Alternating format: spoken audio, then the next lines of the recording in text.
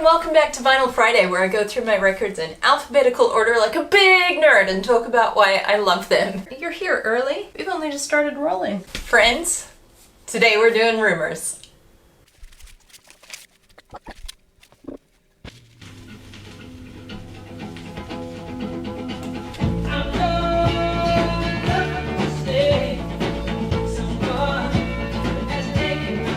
Now, I was recently watching an episode of a show by sort of quasi very big sister channel, Vinyl Monday. Editor's note: if for some ungodly reason you have somehow missed Vinyl Monday, I highly recommend that you check it out. It's an amazing channel.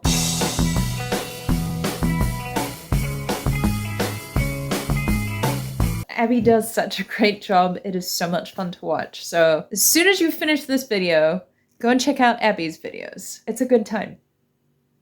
In which the host, Abigail, hi Abby, stated possibly sacrilegiously that she didn't like Fleetwood Mac's Rumours. I like the songs, but I don't like Rumours. One of the reasons that she cited was that the sequencing on the album is a little bit whack, and I would have to say I agree with that. This is the original sequencing on the album. Secondhand news. Dreams.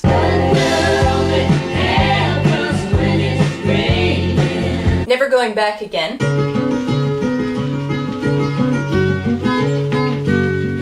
Don't Stop. Go Your Own Way. Songbird.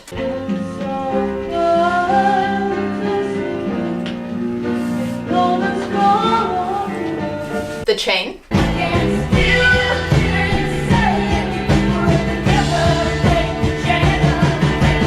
Love that one. You Make Lovin' Fun.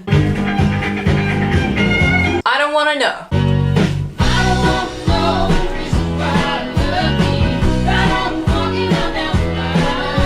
Oh Daddy. Oh Daddy,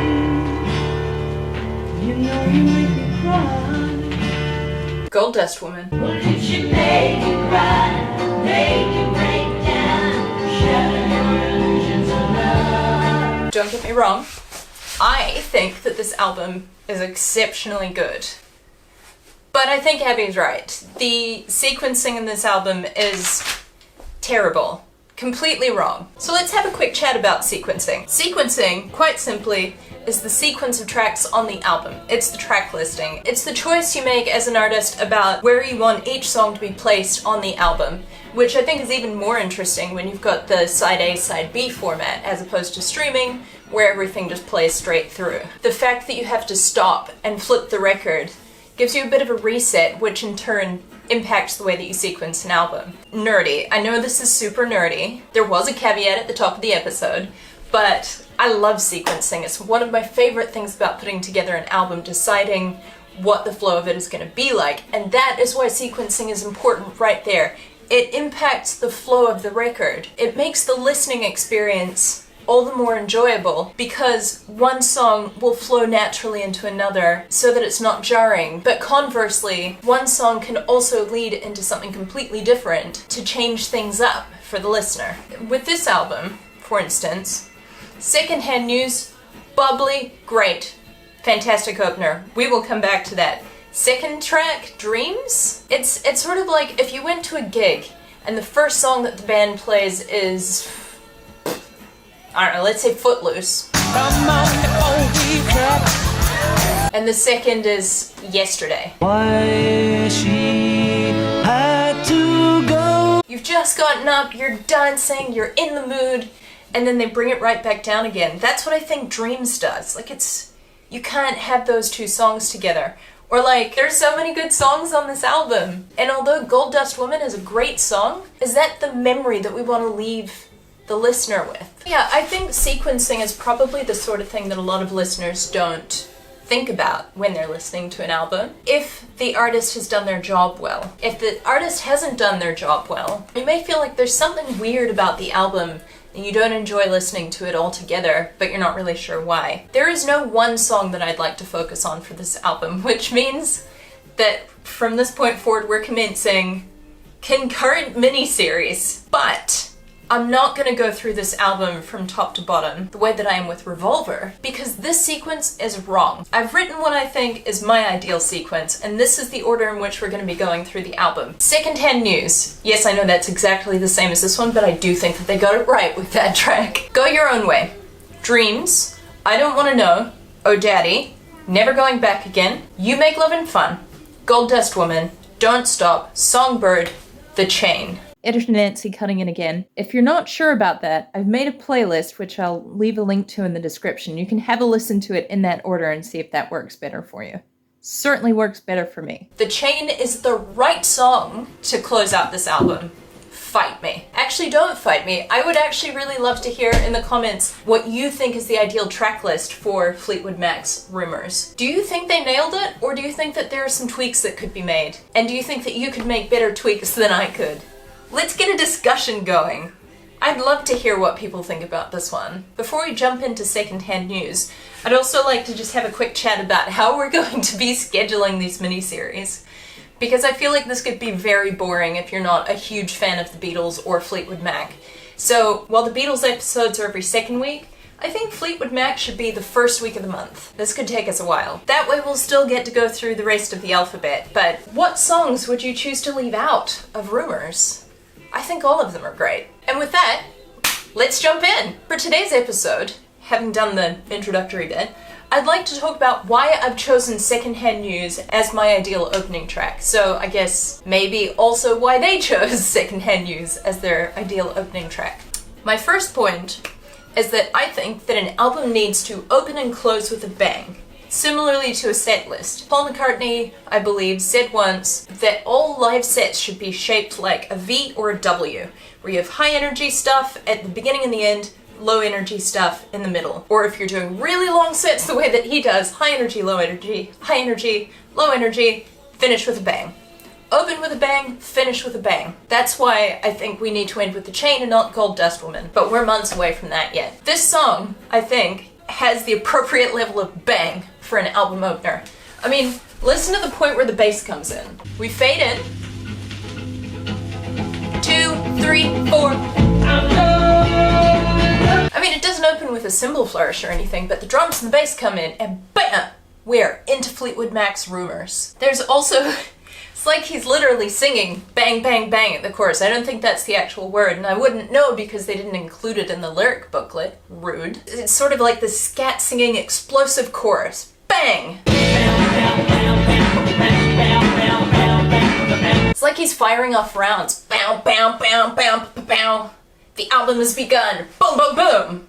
Bang! It's perfect. Sales be damned. I'm of the opinion that you don't want to be giving away all of your best material right up the top of the album, because then the second half of the album's disappointing. So I don't think that this is the best song in the album, but I do think it is the perfect opening song. This chorus is also great because it's syncopated. If it weren't syncopated, it would sound like bow, bow, bow, bow, bow, bow, bow, bow, bow, bow. But all of those bows sort of land in between the downbeat, so bow, bow, bow, bow, bow, bow, except for the odd one. Let's count downbeats together. Just to really drive the point home. This hand is the downbeat, this hand is the rhythm. Look at how infrequently they land at the same time. This is gonna be an exercise in coordination for me. And just an exercise. The next reason I think this is the perfect opening track is that it is bounding and energetic. I suppose I sort of covered that with the idea that it opens with a bang, but it's a bang not because it's a super powerful song, but because it's just boundlessly energetic. One of the ways that I think they achieve this is that it seems like every single one of the instruments is playing a percussive part, almost more than a harmonic or melodic function, like this. Here's an example. He is going ham on the acoustic guitar. He's playing this very rowdy chugga chugga chugga chugga sort of a rhythm. Sounds kind of like this.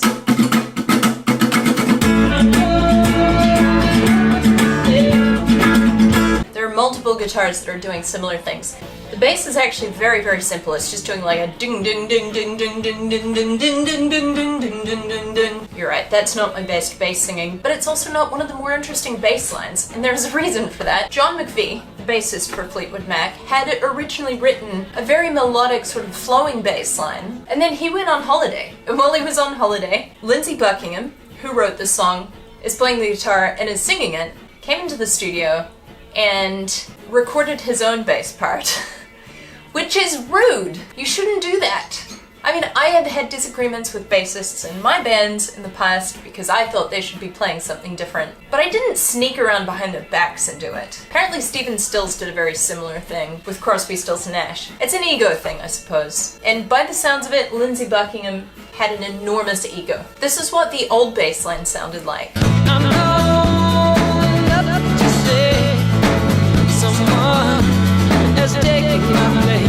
John McVie did eventually come back and re-record his bass line according to Lindsey Buckingham's instruction.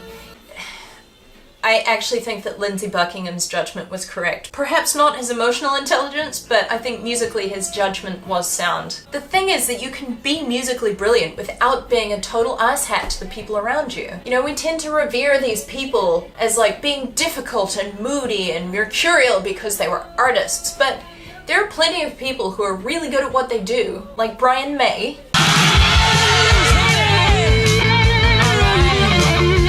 who are just really lovely people. You can be a nice person and a genius.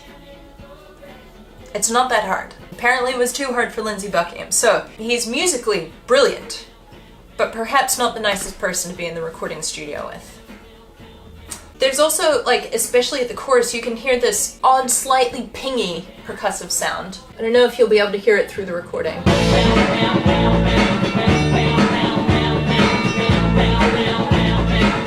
That's Lindsey Buckingham beating the hell out of a faux leather chair.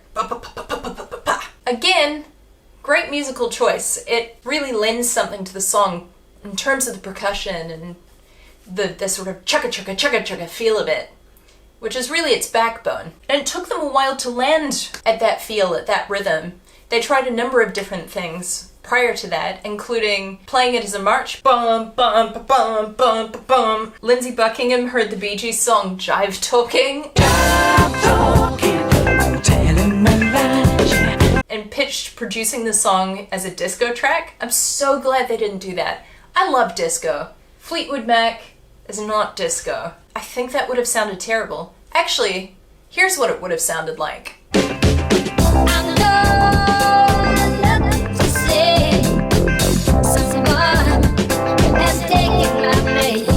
You can hear them in one of the earlier demos trying out different things.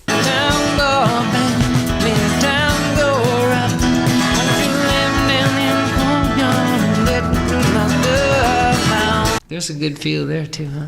But what they ended up with is this sort of bounding shuffle, which actually reminds me a lot of the drum part from Get Back by the Beatles. Because everything comes back to the Beatles, as we know on this channel. Someone said the other day that I was a Beatle-tuber. I was like, I guess that's true. It's funny how life pans out. I'm distracted. This is the isolated rhythm section from Secondhand News. And this is the isolated rhythm section from Get Back. Similar feel. The last reason I have that I think this song is the perfect opener for this classic album is that it's a teaser of so many elements that are going to define the rest of the album. For example, this album is really well known for songs that pair emotionally volatile or heartbroken or petulant breakup lyrics with enjoyable, satisfying, catchy, accessible music. This is a great example of that. I suppose I haven't really gotten into this because I figured the story is ubiquitous, but let's do a quick overview. At the time that this album was being made, everyone was breaking up. Lindsey Buckingham and Stevie Nicks were getting divorced. Mick Fleetwood was getting divorced from his wife. John and Christine McVie were getting a divorce. Christine McVie was having an affair with her lighting director, and later Stevie Nicks and Mick Fleetwood had a brief tryst. Absolutely filthy messy. I genuinely don't know how they produced an album like that, and truthfully, I think that's a huge part of the magic of the album. You can't tear your ears away when you know that these people are singing about their breakup in beautiful harmony with each other. It's a slow train wreck, but it's such a satisfying one. But I don't think they enjoyed making it that much. because some of them were drinking too much. They were doing mountains of cocaine. Lindsey Buckingham was constantly losing his temper and screaming at people and occasionally throttling them. He was a disaster. As I understand it, also they weren't really aware that Stevie Nicks was actually an incredibly talented songwriter at the time. A lot of her songs were discounted or even left off the album, which was especially heartbreaking for her. While all of their bullshit was going down in the studio, she would occasionally just nip out to this other room in the studio that I think the entrance was a giant set of lips and there was a bed. And she would go in there and write some pretty fantastic songs. Good for her. Stevie Nicks said of this time, "It lasted 13 months and it took every bit of inner strength that we had. It was very hard on us, like being a hostage in Iran, and to an extent, Lindsey was the Ayatollah." She said that in 1977, so suffice to say the breakup was not going well at that point in time. So, in a way, as listeners, we owe it to them to enjoy it because they laid their lives on the line. To be fair, I don't think they did it specifically for us. I think it was probably a form of catharsis for them as well. Back to the music. Lyrics about heartbreak, catchy music. Let's start with the lyrics. This song is about rebound sex. I know there's nothing to say, someone has taken my place. When times go bad, when times go rough, won't you lay me down in the tall grass and let me do my stuff? Sort of like Grass by XTC. Things we did on grass. Musicians love doing things in Grass. One thing I think you should know, I ain't gonna miss you when you go. Been down so long, I've been tossed around enough, couldn't you just let me go down and do my stuff? I'm not looking for a relationship, I've been burned, I don't have the emotional energy for it. Let's just...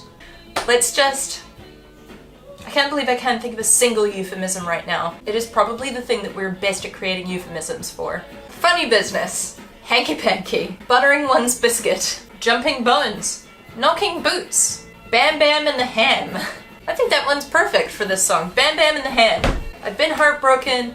I don't have the emotional energy to go through that again right now. Let's Bam Bam in the Ham. Lindsey Buckingham, 1976. That's funny because all of these photos make them look so happy. They just look like they're having the time of their lives.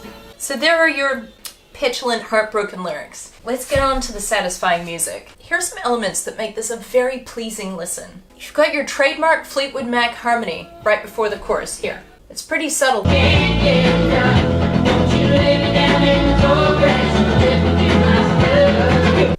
Lovely. Then we've got Lindsey Buckingham's little harmonic fills, harmonic flourishes.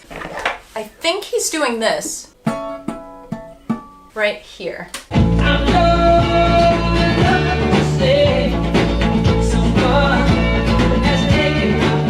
Dun dun dun dun. That's the harmonic. How is he making that sound? That's a great question. And to answer it, we're bringing on a very special science correspondent. Please welcome. Oh boy, I'm really excited to be here, and I was a little bit nervous, but the others assured me that people on the internet are always nice and always generous and never judgmental, without exception. So I'm really feeling good about this. Basically, here's how it works. A plucked string vibrates in waves.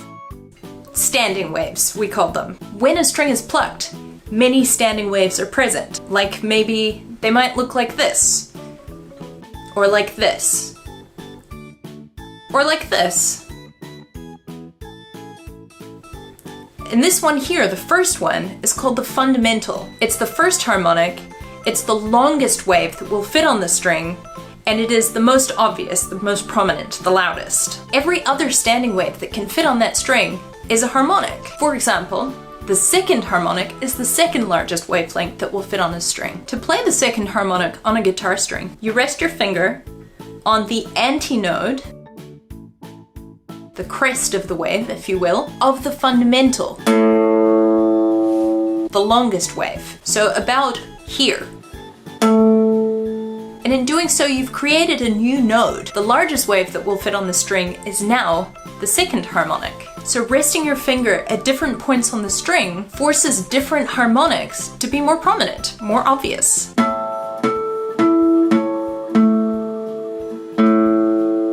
And Lindsey Buckingham is using that to his advantage for our listening pleasure. I hope that was okay. Back to you! Then there's Stevie's harmony in the second verse. It sort of goes the extra mile. She could just be singing it exactly the same as Lindsey Buckingham, but in harmony, which would sound like, been down so long, I've been tossed around enough.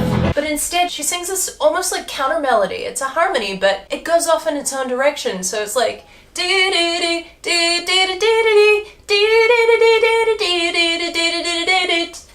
it'll be so much better if she sings it.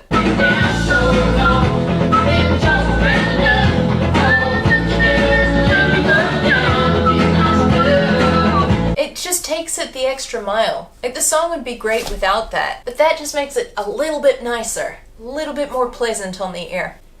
And then there are these heavenly ascending harmonies in the sort of end of the song, the outro coda section.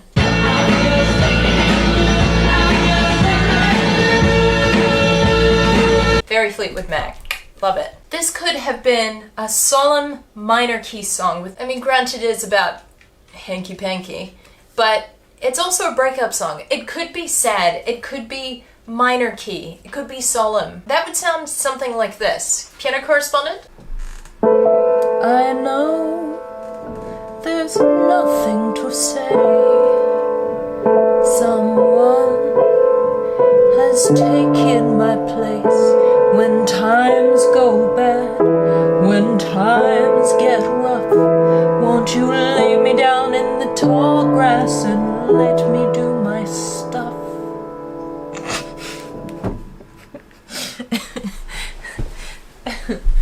But it doesn't. It welcomes us in. It invites us into the song. It's catchy, it's bouncy, it's a bang. That's a good euphemism. So there we go. We've started the Fleetwood Mackathon. Let me know if you've got a better name, because otherwise we're sticking with Fleetwood Mackathon. I'm so excited to be doing this. This is one of my favorite albums, and I think we'll probably get into why later in this second mini-series that we're running. Yeah, it's so good. It's such a brilliant piece of work. It's got such great songs, so beautifully performed. Let's jump in. Let's do this. That's it from me.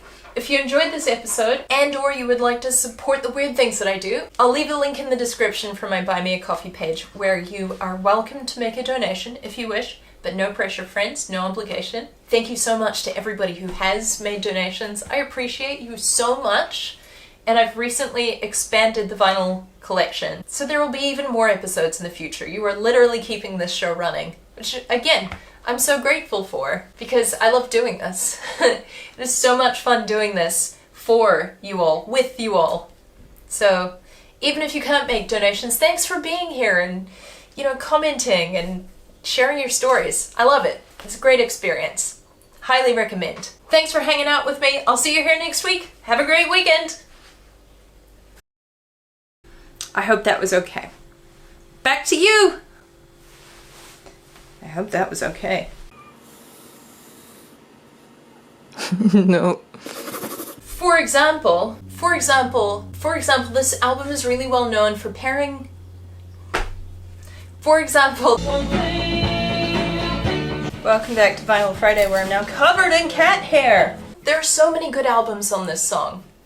There's, if it weren't syncopated, it would sound like bow, bow, bow, bow. No. I can't even do it.